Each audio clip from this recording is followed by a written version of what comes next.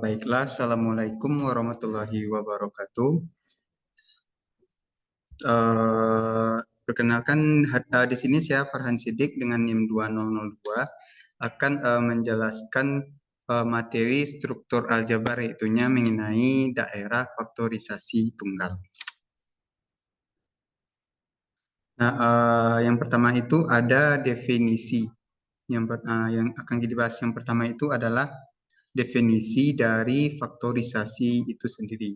Nah, faktorisasi itu sendiri adalah suatu cara untuk membentuk suatu unsur dalam suatu himpunan menjadi hasil kali dua atau lebih unsur lain di himpunan tersebut. Nah, ini misalnya adalah 6 kan, faktor hasil kali dari dua atau lebih unsur yang menghasilkan angka 6 itu ada 6 dan 1, 2 dan 3. Nah, 6 dan 1, 2 dan 3 itu adalah faktor dari 6. Sedangkan cara mendapatkan angka 2 dan 3 itu adalah yang disebut dengan faktorisasi. Nah, selanjutnya di sini ada sebuah definisi. Misalkan D adalah daerah integral dan A, B adalah elemen D. Apabila terdapat C elemen D sehingga B itu sama dengan A kali C, maka dikatakan A membagi B dan A adalah faktor dari B. Dia dapat dituliskan seperti A itu membagi habis B sehingga ada pula simbol yaitunya A tidak membagi habis B. Itu artinya A itu tidak habis membagi B. Nah, di sini ada contoh dari definisi satu yang tadi. Contohnya itu pada daerah integral Z. Nah, kita tahu Z itu adalah bilangan bulat ya, yaitu 3 membagi habis 12.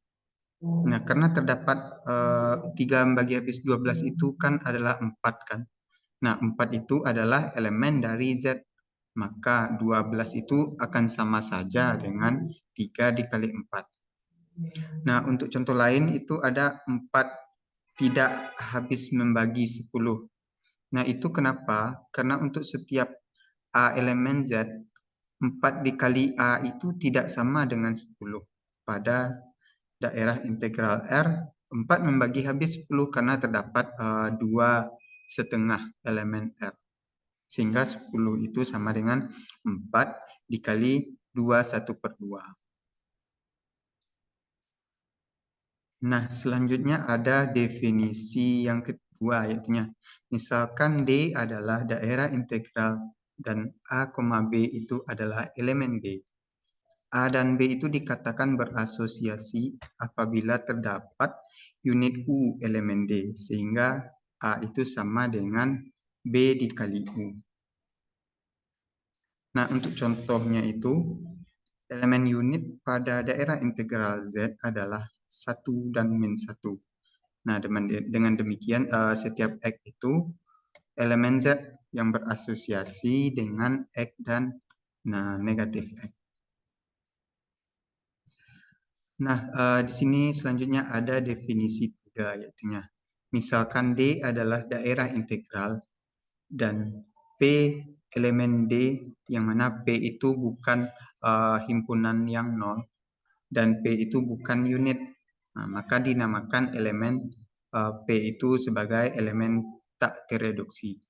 Dan D, apabila setiap faktorisasi P sama dengan A kali B, itu mengakibatkan A atau B-nya itu adalah unit.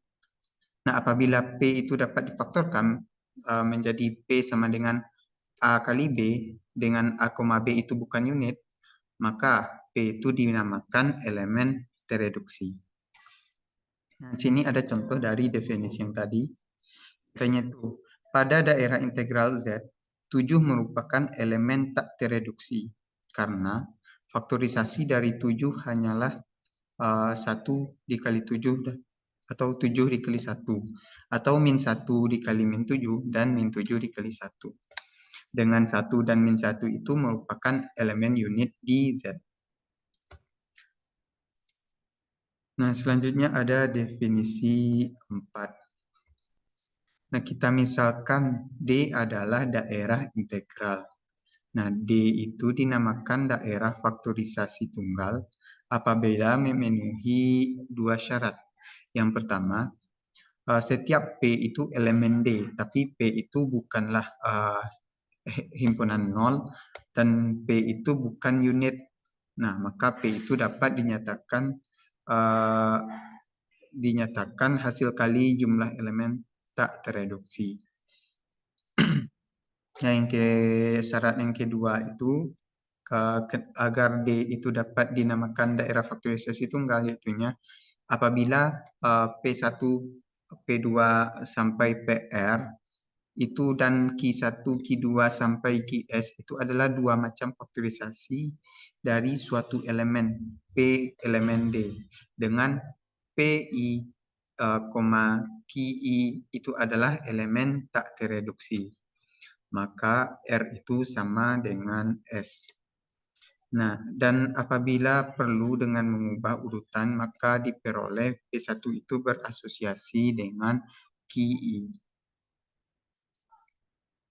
Nah, di sini ada contoh dari definisi 4. Ya, Z itu kan merupakan daerah faktorisasi tunggal. Di dalam Z itu berlaku 12. Angka 12 itu faktornya kan bisa 2 dikali 2 dan 3. Nah, itu akan sama saja dengan min 2 dikali 2 dan min 3. Nah, di sini jelas bahwa 2 itu berasosiasi dengan min 2 dan 3 itu berasosiasi dengan min 3. Nah, selanjutnya ada definisi 5.15.4. Misalkan D adalah daerah integral dan P adalah elemen D, yang mana P itu bukan himpunan 0 dan bukan pula P itu adalah unit. Nah, P itu dinamakan elemen prima apabila P itu membagi habis A kali B. Maka P itu membagi habis A dan P itu membagi habis B.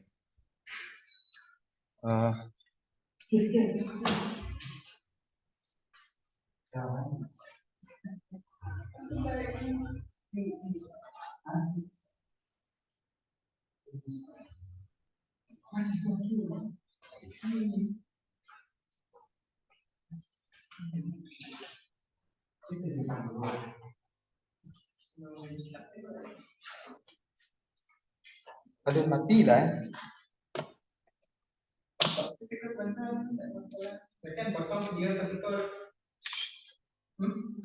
Anda ini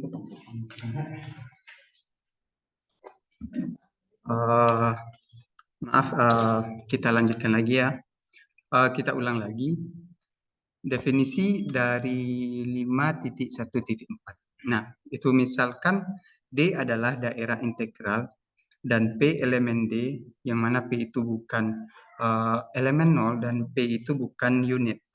Nah, dan maka P itu dinamakan prima apabila P itu membagi habis suatu bilangan A dikali B, maka P itu membagi habis bilangan A atau P itu membagi habis bilangan B.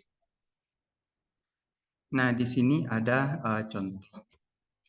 5 itu merupakan elemen prima dalam daerah integral Z. Kenapa? Itu karena apabila A dikali A, B itu elemen Z dan 5 membagi habis A dikali B, maka 5 itu membagi habis A atau 5 membagi habis B.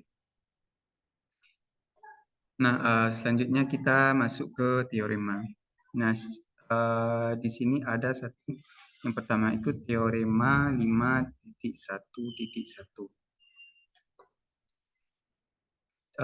Dimisalkan S adalah daerah ideal utama. Nah, jika N1 itu sub dari N2, sub dari N sampai sekian itu merupakan rangkaian naik dari ideal-ideal di D. Nah, maka terdapat bilangan positif T sehingga NR itu sama dengan NS. Untuk semua S besar sama dari R. Nah, untuk pembuktian di sini ada pembuktian dari teorema yang tadi. Yang pertama itu kita misalkan N1 itu subgrup dari N2 dan subgrup dari N sampai tak hingga. Rangkaian naik ideal-ideal di D. Nah, bentuk N itu sama dengan U1, UI, NI. Nah, ditunjukkan N itu ideal di D. Nah, yang pertama kita coba ambil sembarang A, B elemen N. Maka akan terdapat I dan J sehingga A elemen NI dan B elemen NJ. Karena N1 subgrup dari N2 subgrup titik-titik rangkaian naik, maka NI itu subgrup dari NJ atau NJ itu subgrup dari NI. Misal NI itu subgrup dari NJ, maka A, B itu elemen dari NJ. Nah, karena NJ itu ideal, maka A dikurang B itu A kurang B, A kali B itu akan menjadi elemen dari NJ itu sendiri. Jadi dapat simpulkan bahwa A kurang B, A kali B itu adalah elemen dari N. Yang kedua, kita ambil sembarang A elemen N dan B elemen D. Nah, karena A elemen N, maka A elemen NK untuk suatu K itu adalah elemen Z yang elemen Z penjumlahan. Karena NK ideal, maka A dikali D, D dikali A itu sama dengan elemen dari NK. Jadi A dikali D dan D dikali A itu adalah elemen dari N. Nah, dari pembuktian 1 dan 2 dapat disimpulkan bahwa N itu adalah ideal di D. Karena D daerah ideal utama, maka elemen C untuk suatu C elemen D. Akibatnya C itu elemen N. Nah, NR. Nah, untuk R itu sendiri adalah elemen dari Z penjumlahan. Nah, untuk S besar sama dari R itu diperoleh C dikali, himpunan C dikali NR sub NS sub N itu sama dengan C. Sehingga haruslah NR itu sama dengan NS. Jadi terbukti bahwa terdapat R elemen Z penjumlahan sehingga NR itu akan sama saja dengan NS untuk semua S elemen R. Nah, selanjutnya ada teorema 5.1.2. Nah, di teorema ini mengatakan bahwa misalkan D adalah daerah integral dan A, B itu adalah elemen D, maka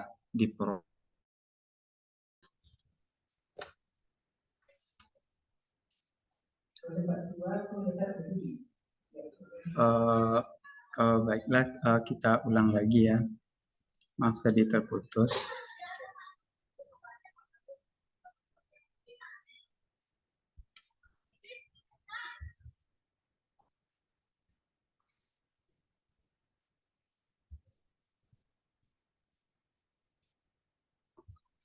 Nah, kita lanjutkan lagi ya. Tadi kita ulang teorema 5.1.2. Nah, misalkan D adalah daerah integral A dan B elemen D, maka yang kita dapatkan yang pertama bahwa A itu sub dari B jika dan hanya jika B itu membagi habis A. Itu yang kedua, A itu sama dengan B jika dan hanya jika A dan B itu berasosiasi. Nah, kita lihat pembuktiannya.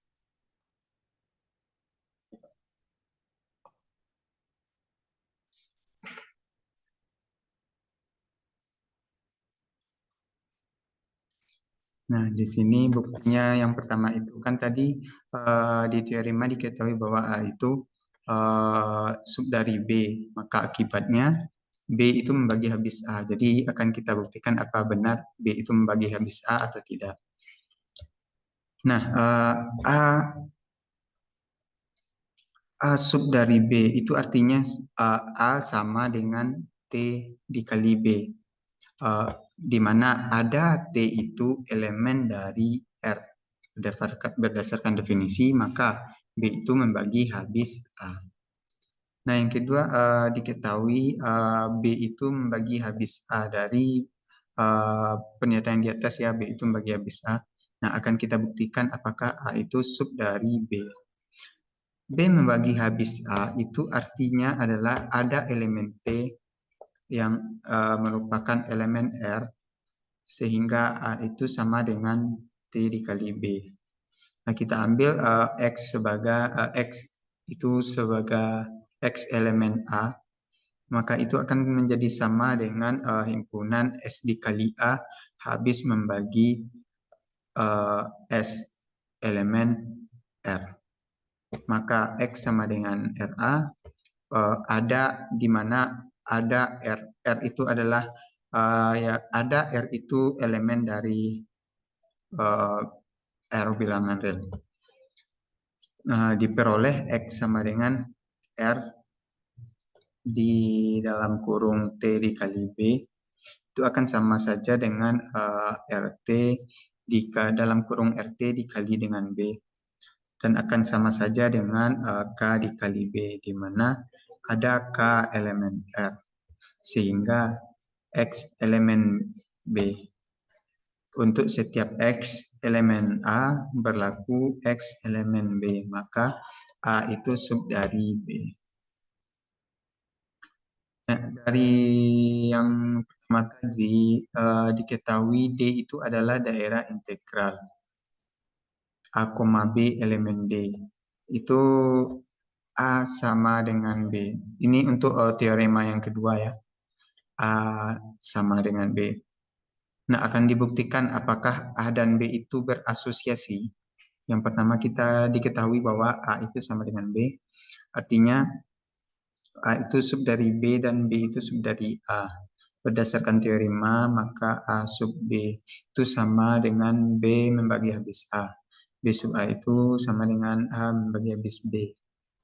A membagi habis B, artinya B itu sama dengan A dikali Y. Dan B membagi habis A, artinya A itu sama dengan B dikali X. Dengan X, Y itu adalah elemen dari D.